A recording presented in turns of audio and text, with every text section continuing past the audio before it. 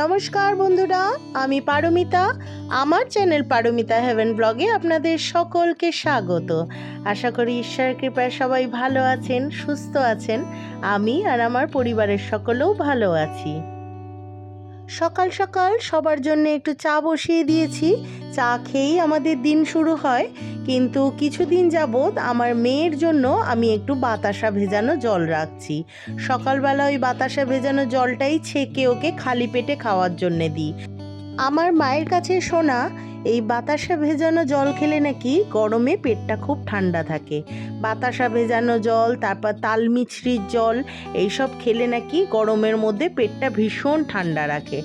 এখন জানি না এই বাতাসাগুলো চিনির কিনা, কারণ এখন তো আর গুড়ের বাতাসা প্রায় পাওয়াই যায় না, বাজারে সবই ভেজাল।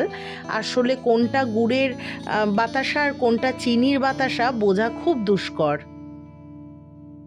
চা বানানো প্রায় শেষের দিকে। এবার চা খেতে খেতে চলুন আপনাদের সাথে একটু কিছু গল্প করি। আসলে বেশ কিছুদিন যাবৎ আমি ব্লগগুলো ঠিক টাইম মতো পোস্ট করতে পারছি না।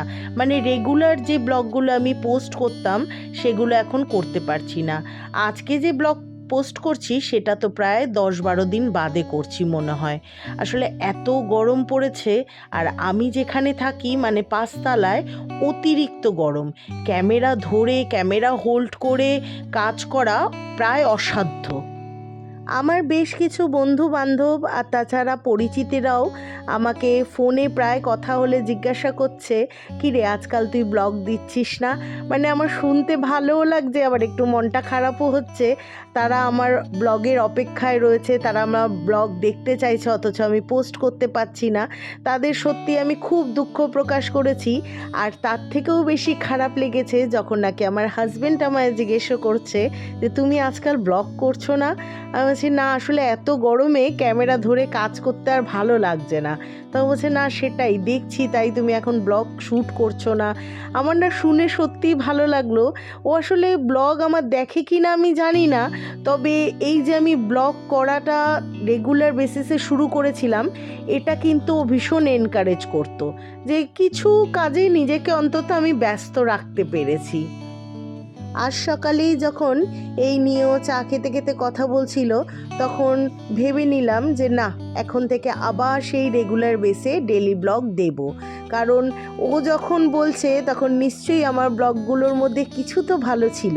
আর তাছাড়া আপনারা যে দেখতেন, আপনারা লাইক কমেন্ট করতেন, তা থেকেও কিন্তু আমি ভীষণ এনকারেজ হতাম। যাক, অনেক কথাই হলো। চলে এসেছি ব্রেকফাস্ট নিয়ে। আজ সকালে ব্রেকফাস্টে আমি একটু ছোলার ঘুগনি আর লুচি বানিয়েছিলাম, আটার লুচি। তো আমার এই দেবী দেখুন মাটিতে বসে বসে খাচ্ছে। আসলে আমিই বলেছি ধমক দিয়ে, মাটিতে বসে খা। ভীষণ ফেলে জানেন, সোফায় খাবে সোফায় ফেলবে, টেবিলে খাবে টেবিলে ফেলবে। এবার ছোলার তরকারিটা তো একটু মশলা তরকারি, পড়লে না ঝোল তেল হলুদের দাগ হয়ে যায়। আর তাছাড়া গরমকালে তো পিঁপড়ের উপদ্রব বেড়েই যায়। যা খাবে সোফায় ফেললে না, সোফার মধ্যে অনেক ছোট ছোট লাল পিঁপড়ে হয়ে যায়। আর সেগুলো যখন ওই সোফায় কেউ বসে বেশ ভালো মতোই টের পাইয়ে দেয় যে ওরা আছে। 1-2 দিন ছাড়া ছাড়াই তখন আমাকে পিঁপড়ে মারা স্প্রে ওই সোফাতে স্প্রে করতে হয়, না হলে বসতে পারা যাবে না। আমি পিঁপড়ে মারা স্প্রে অনলাইন থেকে আনাই। আসলে লোকাল মার্কেটে পিঁপড়ে মারা স্প্রে কিছু পাওয়া যায় কি না আমার জানা নেই। মশা মারার, আরশোলা মারার বেগন, গুড নাইট এগুলো তো পাওয়া যায়, সেগুলো আনে মার্কেট থেকে। কিন্তু পিঁপড়ে মারার জন্য আমি অনলাইনে সার্চ করে একটা তুলসী বলে স্প্রে পেয়েছি, যেটা খুব কাজের। মোটামুটি 1-2বার স্প্রে করলে 15-20 দিন আর সেই জায়গায় পিঁপড়ের কোনো উৎপাত থাকে না। আর আমার ঘরে প্রচণ্ড পিঁপড়ে হতো, এখন দেখছি বারবার ওই তুলসীটা স্প্রে করার কারণে পিঁপড়ে প্রায় নেই বললেই চলে। তবে স্প্রে করা বন্ধ করা যাবে না, বন্ধ করলেই আবার দেখা যাবে ওরা ঘুরে ফিরে চলে আসছে। তাই মাঝে মাঝেই আমি একটু করে স্প্রে করে দিই। ছোটোখাটো বাসন, চায়ের, ব্রেকফাস্টের বাসনগুলো সবই প্রায় ধুয়ে মেজে নিয়েছি। আসলে অল্প অল্প করে না ধুয়ে মেজে নিলে না সিঙ্কটা বড্ড ভরে যায়। এরপর আবার ছেলে আসার টাইম হয়ে গিয়েছে। আর আমার ছেলে যেহেতু একটু ফিটনেস ফ্রিক, তাই ও তো আর আমাদের মতো ওই লুচি পুরি তরকারি ওই সব খায় না। ওর জন্য একটু 4-5টা ডিমের এরকম অমলেট বানিয়ে দিয়েছি, একদম লেস অয়েলে। গতকাল আমার হাজবেন্ড কিছু সস নিয়ে এসছে। আসলে আমার ঘরে সসগুলো প্রায় শেষ হয়ে গিয়েছিল, আর ও যখন চাঁদনির দিকে যায় নিজের কাজের কিছু জিনিসপত্র কিনতে, তখন ওখানে একটা পৌচং বলে দোকান আছে, সেখান থেকে এরকম সস ও কিনে নিয়ে আসে। আর একটু রিজনেবল প্রাইসে পাওয়া যায় বলে আমাদের সব ওখান থেকেই প্রায়শই আসে। টমেটো সস থেকে শুরু করে চিলি সস, ভিনিগার, এবার দেখলাম কেওড়া ওয়াটার, রোজ ওয়াটারও এনেছে, আর তার সাথে এনেছে ব্ল্যাক ভিনিগার আর একটু চিলি ফ্লেক্স। আর একটা কি কন্টিনেন্টাল সস এনেছে, ছবিতে দেখলাম বার্গারের ছবি দেওয়া, বুঝলাম ওটা পিৎজা পাস্তা বার্গারে ইউজ করার জন্য। এই দোকানটা থেকে সস পাইকারি দরে পাওয়া যায় বলে আমার হাজবেন্ড এখান থেকেই নিয়ে আসে, আর অনেক সস্তাও পাওয়া যায়।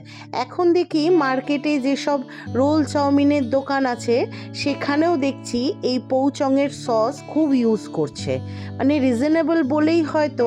আর সসটা খুব খেতেও ভালো, মানে এমনি টমেটো সসগুলো যেমন কিষান টিসানের খেয়ে দেখেছি তেমন একটা এখন আমার ভালো লাগে না। এই পৌচংয়ের সসটা দেখলাম খুব গাঢ় আর খুব থিক।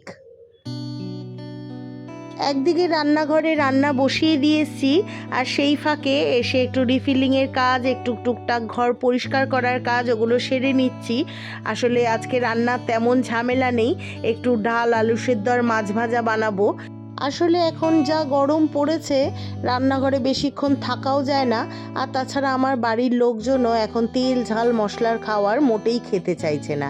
একদম সিম্পল আমের টক ডাল, যেটা নাকি রোজ কম্পালসারি, তার সাথে আজ একটু আলু সেদ্ধ আর মাছ ভাজা।